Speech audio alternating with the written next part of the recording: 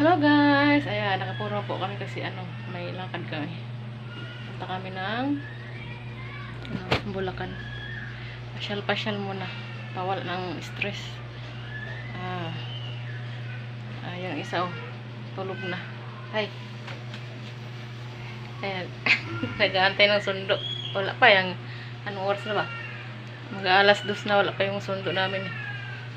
Ayan. Punta kami ng Bulacan. Ay, tungkol naman kay Sander ay okay na siya sa ngayon. Magpapalakas na siya. Ay, yung tatay naman ay nagtae-tae. Tigit-tigit. Ako nga rin, masama yung pakiramdam ko eh.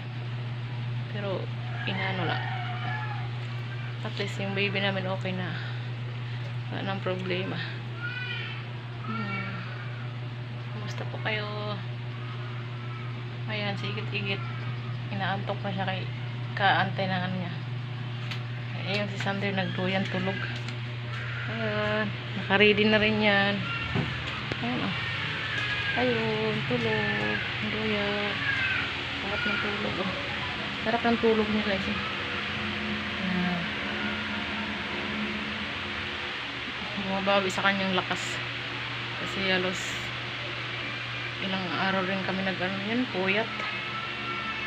Pero ngayon, okay na siya. At least okay na po. Ayan. Ayan, tulog siya. Harap ng tulog niya, diba? Thank you po sa mga nanonood, guys. Bye-bye.